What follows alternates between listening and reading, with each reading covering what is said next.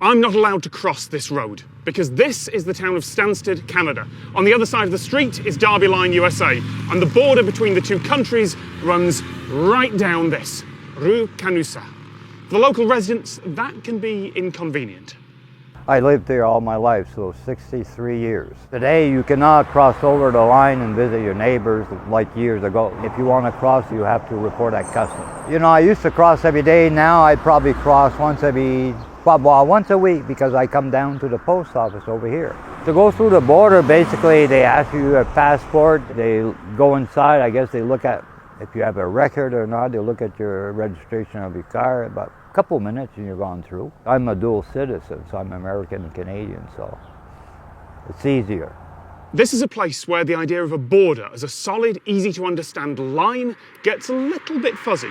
The road doesn't run at exactly the same angle as the border, not precisely. The official line is that this is Canada and that's the USA, but both countries' maps show the road as being entirely in the US just here and entirely in Canada up there. The houses are definitely in separate countries, but the road?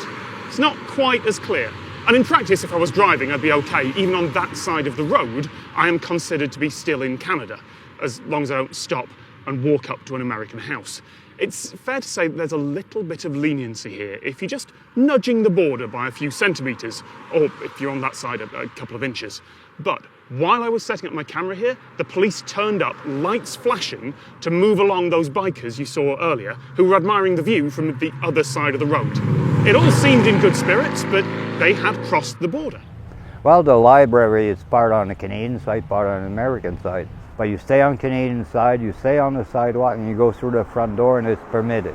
On Canusa Street, there's a sidewalk on the Canadian side.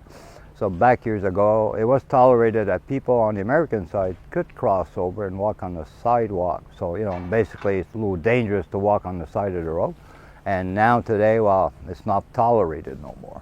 I think the rules hasn't changed much, but they're more enforced. When you cross, they ask you more questions than they used to, you know, years ago. Before, you went through the border and you knew most of the customs officer, and they used to wave to you, you know. In 1783, this section of the Canada-US border was set at the 45th parallel, a line of latitude. Slightly inaccurate measurements were accepted by both countries. So it was locked in. But as for this specific road, there are local stories about drunk surveyors and pranks, but no one really knows.